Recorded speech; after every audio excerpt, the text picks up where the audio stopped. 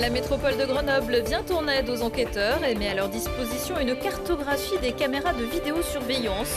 Un dispositif qui intègre pour l'instant 300 caméras de la ville et de la métro, mais plusieurs communes seraient d'accord pour y ajouter les leurs. Le deuxième supranational indoor organisé par le club de Clé s'est achevé dimanche à Alpexpo, un rendez-vous qui a réuni autour des 320 terrains, près de 10 000 spectateurs venus applaudir quelques-uns des meilleurs du monde et d'Europe, triplette pour les hommes et doublette pour les femmes. Et puis à l'occasion de la journée internationale des épilepsies, on fera le point à la fin de ce JT sur ces pathologies qui concernent environ 1% de la population française avec Francine Plossu, déléguée départementale de l'association Épilepsie France. Bonsoir à tous, ravi de vous retrouver dans ce JT du lundi 12 février 2024. Du lundi au vendredi à partir de 18h, l'essentiel de l'actualité du Grand Grenoble. C'était la mauvaise surprise de Noël. Le 23 décembre dernier, l'entrepôt du Secours populaire à Échirolles était saccagé et cambriolé. Un préjudice estimé entre 300 à 400 000 euros. Un homme suspecté d'y avoir participé a finalement été arrêté en fin de semaine dernière, mis en examen pour vol avec effraction commis en réunion et écroué. Le suspect de 28 ans, originaire de Roumanie, nie les faits qui lui sont reprochés. Ses complices, une dizaine, sont toujours recherchés. Permettre aux enquêteurs d'entrer plus facilement en possession des images de vidéosurveillance du domaine public. C'est le but d'un outil cartographique innovant créé par les services de la métropole grenobloise. Au bout de quelques mois, le bilan est largement positif. Voyez le reportage de Jérémy Pinard. Dans les rues, à l'entrée d'un bâtiment ou encore sur un feu de circulation, lorsqu'on lève un peu la tête, il n'est pas rare de découvrir ces caméras qui semblent filmer notre quotidien. Utilisées par la police pour mener leur enquête, la métropole a initié un projet de cartographie de l'ensemble des caméras de l'agglomération, afin de faciliter le travail des autorités. L'outil qui a été présenté, c'est un outil fabriqué en interne par les services de la métropole, qui vise tout simplement à obtenir une cartographie de l'ensemble des caméras qui existent de vidéosurveillance sur la métropole et qui permet tout simplement aux forces de l'ordre, police, gendarmerie, de pouvoir obtenir très facilement, très rapidement les réquisitions nécessaires des images dans le cadre des enquêtes qu'ils mènent. Le travail de recherche et d'accès aux images de celles-ci était un véritable casse-tête pour les autorités. Des difficultés à identifier les caméras présentes, mais aussi à en solliciter les propriétaires pour en réquisitionner les enregistrements. En fait, il y a une telle complexité administrative qu'on a rendu simple la complexité administrative. Donc on facilite la vie des enquêteurs et c'est le rôle de la métropole. Donc ça, c'est unique en France. Une première en France qui a permis, sur une durée de 4 mois, d'enregistrer 28 réquisitions, tout patrimoine confondu. En comparaison avec la même période sur l'année précédente, cela représente une croissance de 450%. Extrêmement utile sur un gain de temps, sur un gain de personnel. Ça évite de déployer des personnels physiquement pour se rendre sur les lieux, reconnaître les lieux, vérifier qu'une caméra de surveillance se présente, caméra qui soit pertinente aussi à exploiter, rechercher à qui transmettre la réquisition et qui requérir, et puis après se retransporter une deuxième fois pour remettre la réquisition. Aujourd'hui, depuis notre bureau, en 5 minutes, on a toutes ces informations et notre travail est fait, quoi. Pour l'instant, un peu plus de 300 caméras sont aisément mobilisables pour les enquêteurs. Mais sur la métropole, des caméras on en dénombre plus de 1000, appartenant à différentes municipalités et en attendent d'être intégrées à cet outil. Reste maintenant à ouvrir la possibilité pour les enquêteurs de pouvoir directement télécharger les vidéos, à condition de lever quelques contraintes techniques et juridiques. L'enquête sur le crash d'un avion de tourisme le 21 mai 2022 aux Adréambelles donne classé sans suite.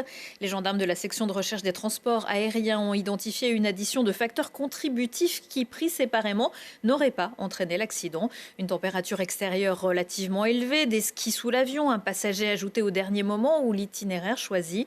La juge en charge de la procédure a reçu les proches des victimes pour leur expliquer cette décision. Dans cet accident, 3 adultes, dont le pilote, membre de l'aéroclub du Dauphiné, et 2 jeunes adolescents de 11 et 14 ans étaient décédés, tous habités à Grenoble ou dans ses environs. Tels des petits poussés, les membres du staff du club de clé de pétanque ont passé plusieurs jours à étaler les 150 tonnes de petits cailloux sous la grande halle d'Alpexpo pour permettre aux 512 équipes inscrites de donner le meilleur d'elles-mêmes ce week-end à l'occasion du 2e supranational indoor, un événement de haut niveau international. Voyez le reportage de Fanny Abraham et Fiona Villois. Bien loin du cliché des cigales et de l'apéritif, ici rayonne pourtant un bel accent du Sud. Car même si ce n'est pas encore la saison pour les amateurs, Grenoble tire dans le mille en accueillant pour la seconde fois le championnat supranational de pétanque indoor à Alpexpo. Une opportunité pour cette discipline de pointer de nouveau le bout de son nez dans la région. L'Alpexpo, c'est le site le plus joli de la région grenobloise et c'est le seul endroit de cette envergure où on peut réaliser 320 jeux couverts. Ce concours, il s'organise dans la région Isère. Il pourrait s'organiser avec un autre de mes confrères président de club. Mais aujourd'hui, personne n'a décidé de le faire. Et nous, petit club de clé, on a décidé de mettre ça en œuvre avec 80 licenciés. On a été 35 personnes pendant une semaine au pied d'œuvre tous les matins et tous les soirs. En tout, 150 tonnes de gravier, 9 km de ficelles et près de 1500 mètres d'arrêt de boules sont acheminés pour la mise en place de cet événement, qui se présente comme le plus grand tournoi de pétanque français en intérieur. Sur place, 512 triplettes hommes, 128 doublettes femmes et 2000 spectateurs sont attendus, sans oublier les 20 000 internautes qui suivent l'événement en direct. Ça fait partie des plus gros événements de pétanque, réunir 512 équipes dans un tel lieu, et ils ont fait complet en 8 minutes, c'est quand même exceptionnel. Ça fait partie des plus belles organisations. Il n'y a qu'à regarder autour de nous, c'est magnifique. Les parties, elles aussi, sont magnifiques, avec la participation des meilleurs joueurs, Henri Lacroix, Dylan Rocher ou encore Philippe Suchot, et de grandes joueuses comme Cindy Perrault, déjà nommée vice-championne du monde. C'est un des plus grands événements qui se passe chez nous, donc à Grenoble, parce qu'on est grenoblois. Donc on essaye de ne pas louper un événement comme ça. Alors même si cet événement ne ramène pas le soleil, il marque sans nul doute les esprits des participants et du grand public. Et contre toute attente, ce n'est pas la triplette championne du monde Rocher, Suchot, Lacroix qui s'est imposée chez les hommes, mais celle des Molinas-Chapman. Chez les filles, victoire de la championne d'Europe, Cindy Perrault, et de sa partenaire Florence Schopp. Les autres résultats sportifs du week-end, ça roule pour Paul Magnier. Le coureur de Vars remporte la 2e étape du Tour d'Oman, quelques semaines après avoir remporté sa première course chez les pros à 19 ans. Le GF38 perd pour la 4e fois de la saison. C'est Bordeaux qui a gagné 1-0, mais Grenoble reste 3e. Et puis coup dur pour le FCG qui perd les pédales et le match qui les opposait vendredi à Mont-de-Marsan, qui s'impose 39-19. Il y a de l'orage dans l'air, un orage dans le cerveau. C'est comme ça que mon invité définit une crise d'épilepsie. On en parle à l'occasion de la Journée internationale des épilepsies. À mes côtés, donc Francine Plossu, bonsoir. Bonsoir. Et vous êtes déléguée départementale de France Épilepsie. Alors si on veut être un petit peu plus précis que cette histoire d'orage dans le cerveau, c'est quoi une crise d'épilepsie ? C'est un phénomène neurologique. Il faut bien comprendre ça. Ce n'est pas du tout psychiatrique.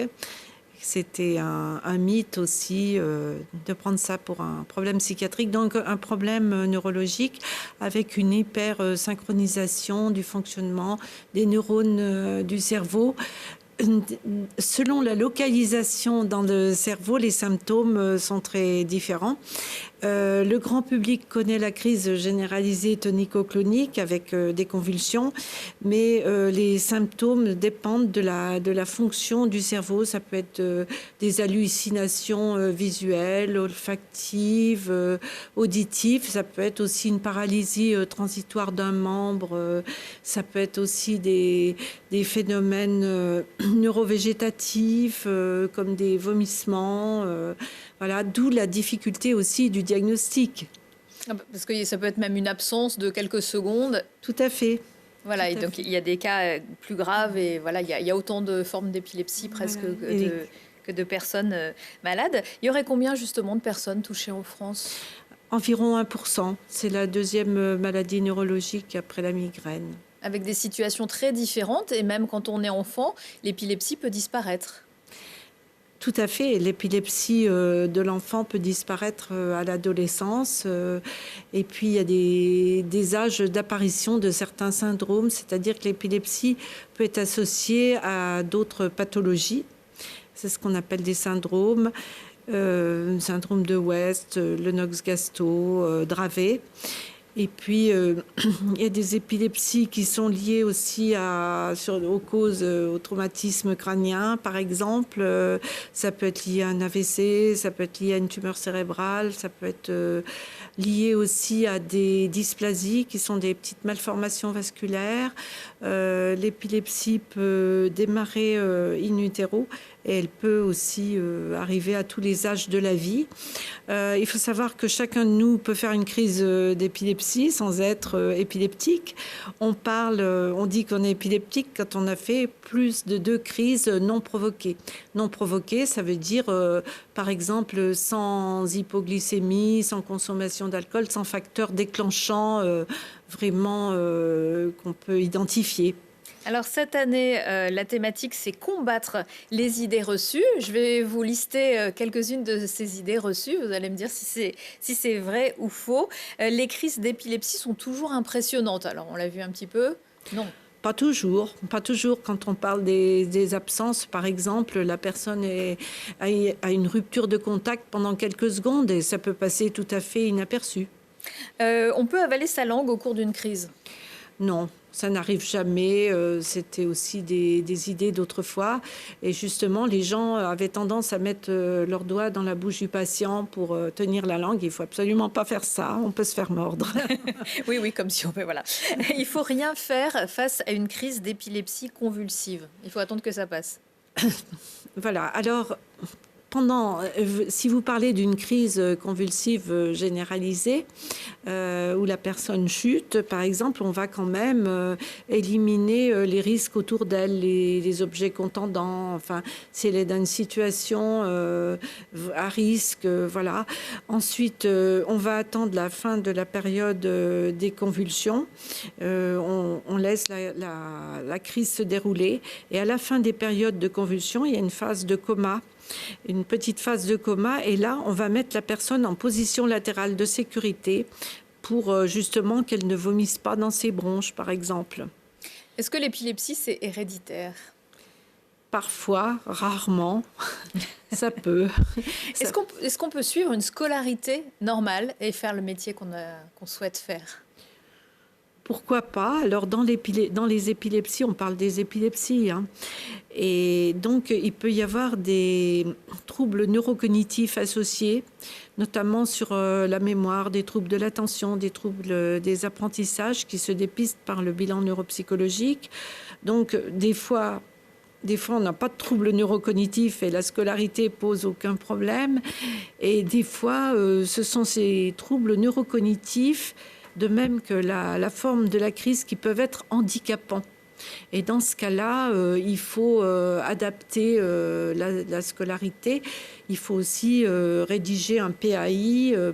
Au cas où une crise risque de se produire à l'école, il faut que l'enseignant puisse intervenir. Voilà, c'est un programme qui explique un petit peu ce qu'il faut faire. Ce qui est important, en tout cas, c'est d'en parler. C'est ce que vous dites dans votre association. C'est le rôle de votre association. Il ne faut pas rester en ayant peur de l'épilepsie. Tout à fait, il faut sensibiliser parce que les images du grand public sont toujours la crise généralisée convulsive et il faut sortir de là. Et puis même si c'est une crise généralisée convulsive, c'est pas pour autant la crise dure quelques secondes, hein.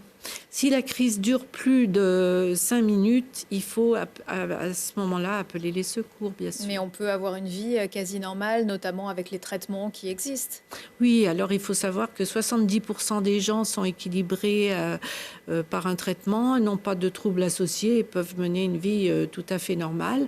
Après, il y a 30% des gens qui sont dits pharmacorésistants parce qu'on n'arrive pas à les stabiliser avec les médicaments. Pour cela, on peut utiliser des électrodes, par exemple. Alors, il y a différentes techniques pour les pharmacorésistants. Quand les médicaments ne marchent pas, on essaye de voir si l'épilepsie est opérable et si on peut enlever la zone sans créer des handicaps supplémentaires. Très bien. Merci Francine Ploussu, en tout cas, pour avoir plus d'infos. On peut aller sur le site épilepsie-france.com. Merci Avec beaucoup. plaisir. Quelques idées de sortie à présent avec Céleste, ma planète, mardi et mercredi à l'Hexagone de Mélan. C'est une histoire d'amour qui se transforme en combat écologique. Une adaptation théâtrale du roman de Timothée de Fontbelle. Dans une mégapole déshumanisée et irrespirable où les écrans et la surconsommation sont omniprésents, un ado solitaire tombe amoureux de la nouvelle fille de l'école. Mais elle disparaît, s'engage alors une course-poursuite pour retrouver Céleste. L'histoire de la mafia de 1860 à nos jours, mise en scène par Fabrice Melchior et interprétée par François Nadin, c'est mardi et mercredi soir à la MC2 Grenoble avec un parti pris de flashbacks successifs. On creuse le passé énigmatique du grand-père de l'auteur. Entre un sud italien où fleurit le cri et une Amérique des rêves légaux et illégaux, on y croise aussi Tonio Trion ou le juge Falcone, avoir à la fois une enquête, une réflexion sur le pouvoir et un jeu de rôle. On se quitte en musique avec Trame des Balkans en cavale avec Mélissa Zantman, mardi soir au Grand Angle de Voiron pour un répertoire inédit de chants du monde et de compositions originales dans un torrent de langues voyageuses. Excellente soirée à tous.